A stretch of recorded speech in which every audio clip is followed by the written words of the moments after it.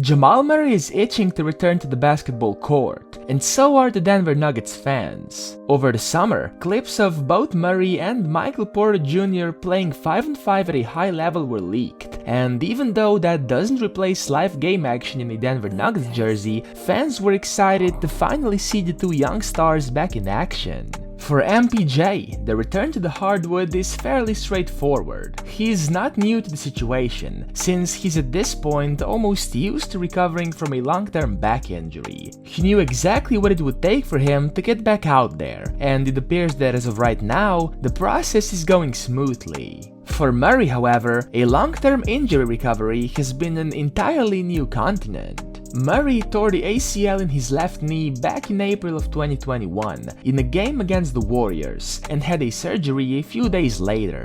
At that time, there was still some hope left that Murray would be able to return by the end of the 2021-2022 season to help Denver in a playoff run. But as we all know, it unfortunately hasn't happened, and Murray's first NBA game action will be over 17 months after surgery when Denver plays its first preseason game at home on October 3rd. By then, the Nuggets hope Murray will not only have fully recovered from the ACL tear, but also kicked off all the inevitable rust that came during the recovery process. Nuggets need him.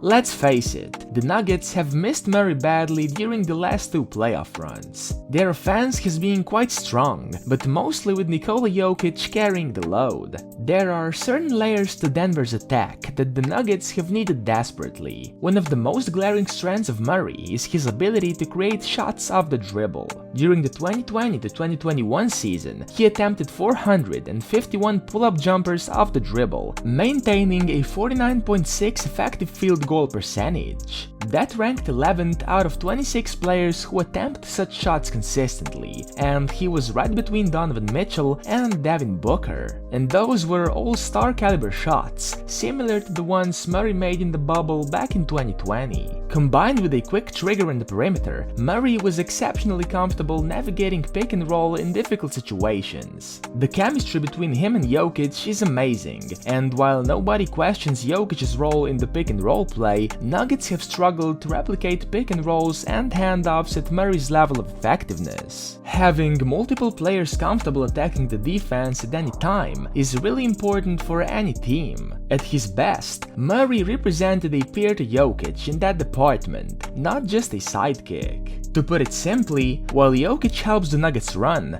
Murray makes them fly. At his best, the Nuggets are close to unstoppable with their paired offensive attack, mixed with the best traits of Jokic and his ability to keep everyone else involved as well. Back in business. But when will Murray be back to that level? Will he ever get back to that level this season? Studies show that some players in recent history to sustain an ACL tear have gone on to be just as productive and effective in future seasons, while some did not. It's very hard to predict what will happen to Murray, but as of right now, things are looking good. We'll just have to wait and see. Every player is different, and every injury is different as well. Plus, we have to include a player's experience during the rehab process. Perhaps Murray will play like he was shot out of a cannon at the beginning of the year, and start slow. More than likely, fans will see reduced minutes from Murray early on, and most of the games will reflect that in his per-game numbers. Keeping him fresh for the playoffs will be a large priority for the team, and when January hits, it will be difficult to take Murray off the floor once he becomes his old self again, if not even better.